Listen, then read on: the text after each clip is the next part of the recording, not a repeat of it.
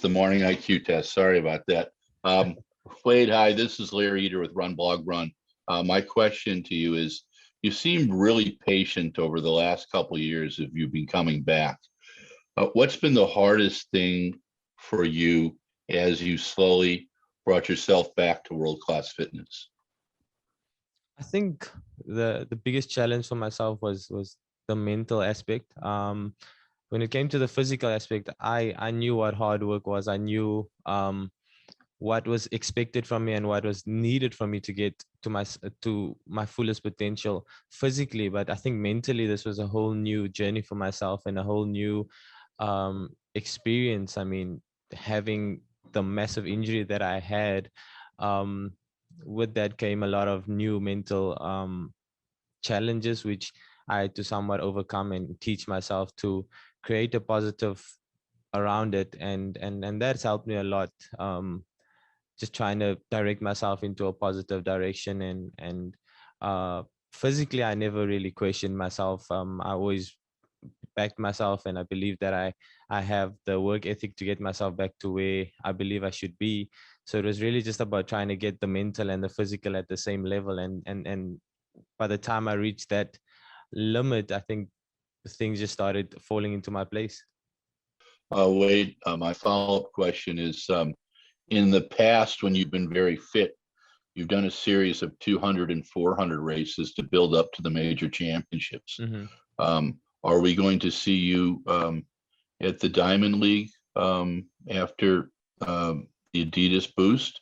Or have you made plans yet? Or are you still rather kind of cautious and just taking it one race at a time? Mm-hmm. Yeah, I wouldn't really call it cautious. I think with the pandemic and everything, we're all trying to be as responsible and as safe as possible in terms of traveling and so on. But with that being said as well, I am in a total new environment than what I've ever been, and it's only been 2 weeks since I had chance to train with Coach Lance, and I think for both of us at this very moment, it's just about trying to get to know each other, and trying to see, for him to see how I work and for me to see how he works. So that's going to take a bit of time, and luckily we have a bit of time, and we have the boost meeting, which will be my first official race with Coach Lance, and for him to see how I compete and how I race, and then going back to the drawing boards and deciding from there what our steps will be from here. At the moment, I think, like you said as well, it's just about taking it step by step, and getting to know each other, and then deciding from here what's expected and what's needed to win the gold at the Olympic Games. Wayde, Coach Lance is a pretty straight shooter. Mm-hmm.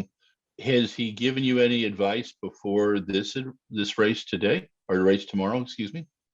Um, he's been quite patient with me the last few weeks. So for myself, I think I was also just observing his ways, and seeing how things are done over here. So I've taken also a very laid back approach to getting here when it comes to decision making. But when it comes to working, that's where I see exactly what you're talking about. When it comes to getting the job done, then coach puts it as it is, and I love that. I mean, I'm enjoying it a lot. In terms of deciding it where we want to be, I think it's just about going out and running, just about enjoying ourselves and seeing where the body's at, and what we're capable of. At the moment, I feel very good, I feel very strong, and it's really just about executing it on the race. It's one thing doing whatever at training, but it's a different thing doing it when it comes to race day. So it's really just now about putting the two together. Wait, I want to, in your social media, you show a quiet confidence and I guess I would call it a faith in your religious convictions Mm-hmm, mm-hmm. that it's helped you through this. Um, can you explain to our audience um, how your faith has kind of been a strength for you during the last few years?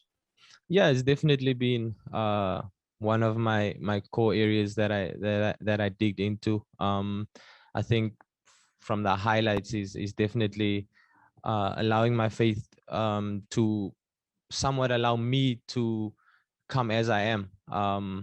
I know that I'm in a space, in a place where I'm not as perfect of an athlete than I was before, because I did go through an injury and I did go through a bit of a setback. So that's going to take some time to get to where I want to be. And spiritually, I've came to terms where I can now leave my somewhat doubts and fears in the Lord's hands and just go out and enjoy myself. And ever since I've learned or taught myself or spiritually gone through the journey of teaching myself the importance of just leaving my worries and my fears in the Lord's hands, has just given me somewhat of a freedom to go back on the track and improve and grow. And this far I've gone from strength to strength, running times that consistent amongst the best in the world at this moment. And to me, that's just a small testimony of so much more that I've gone through this last few years, where just